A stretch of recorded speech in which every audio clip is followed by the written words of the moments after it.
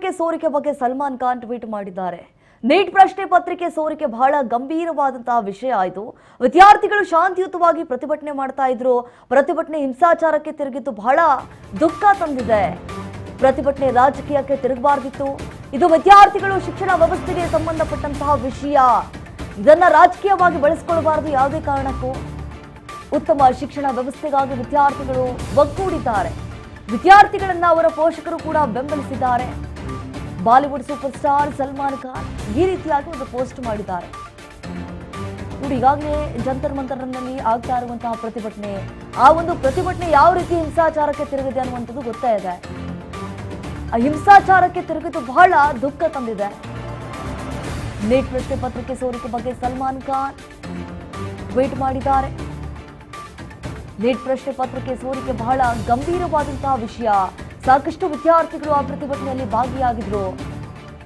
ವಿದ್ಯಾರ್ಥಿಗಳು ಶಾಂತಿಯುತವಾಗಿ ಪ್ರತಿಭಟನೆ ಮಾಡ್ತಾ ಇದ್ರು.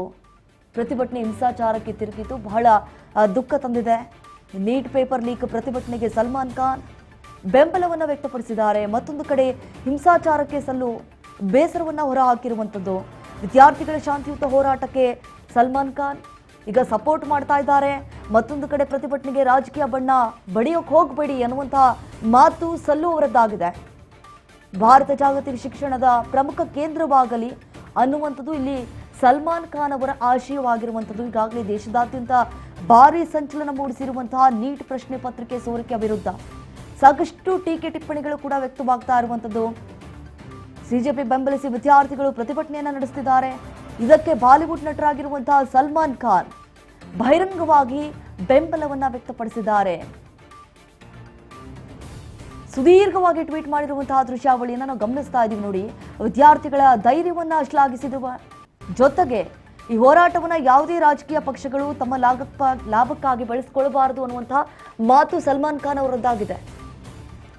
ಈಗಾಗಲೇ ಏನು ಪ್ರತಿಭಟನೆ ಮಾಡುತ್ತಿದ್ದಾರೆ ನಿರಂತರವಾಗಿ, ಆ ಒಂದು ಪ್ರತಿಭಟನೆ ಏನಿದೆ ದಯವಿಟ್ಟು ಹಿಂಸಾಚಾರಕ್ಕೆ ತಿರುಗಬಾರದು, ಮಕ್ಕಳ ಮೇಲೆ ಈ ರೀತಿಯಾದಂತಹ ದುರ್ವರ್ತನೆಯನ್ನು ತೋರಿಸಬಾರದು, ಕ್ರೌರ್ಯವನ್ನ ಮೆರಿಬಾರದು. ಶಾಂತಿಯುತವಾಗಿ ವಿದ್ಯಾರ್ಥಿಗಳು ಇನ್ನು ಪ್ರತಿಭಟನೆ ಮಾಡ್ತಿದ್ದಾರೆ. ಪ್ರತಿಭಟನೆ ಮಾಡೋದಕ್ಕೆ ಅವಕಾಶವನ್ನ ಮಾಡಿಕೊಡಿ. ಇದು ಅತ್ಯಂತ ಶಾಂತಿಯುತವಾಗಿ ನಡೀತಾ ಇದ್ದಂತಹ ಹೋರಾಟವಾಗಿತ್ತು. ಆದರೆ ಇದು ಹಿಂಸಾತ್ಮಕ ರೂಪ ಪಡೆದುಕೊಂಡಿದ್ದನ್ನ ನೋಡಿ ನನಗೆ ತೀವ್ರ ಬೇಸರವಾಗಿದೆ ಅನ್ನುವಂಥದ್ದು ಸಲ್ಮಾನ್ ಖಾನ್ ಅವರ ಮಾತಾಗಿದೆ. ಈ ಘಟನೆಯಲ್ಲಿ ಗಾಯಗೊಂಡಂತಹ ವಿದ್ಯಾರ್ಥಿಗಳು ಮತ್ತು ಅವರ ಕುಟುಂಬಗಳ ಪರವಾಗಿ ನನ್ನ ಹೃದಯ ಮಿಡಿತಾ ಇದೆ ಅಂತ ಹೇಳಿ ಟ್ವೀಟ್ನಲ್ಲಿ ಬರೆದುಕೊಂಡಿದ್ದಾರೆ ಸಲ್ಮಾನ್ ಖಾನ್. ಈಗಾಗಲೇ ದೆಹಲಿಯಲ್ಲಿ ಹೋರಾಟ ಮುಂದುವರೆದಿದೆ. ಇನ್ನಷ್ಟು ದಿನ ಈ ಒಂದು ಹೋರಾಟ ಮುಂದುವರಿಯುವಂತಹ ಸಾಧ್ಯತೆ ಕೂಡ ಹೆಚ್ಚಾಗಿದೆ. ಯಾಕಂತಂದ್ರೆ ಕೆಲವೊಂದಿಷ್ಟು ಷರತ್ತುಗಳನ್ನು ಕೂಡ ವಿಧಿಸಿದ್ದಾರೆ.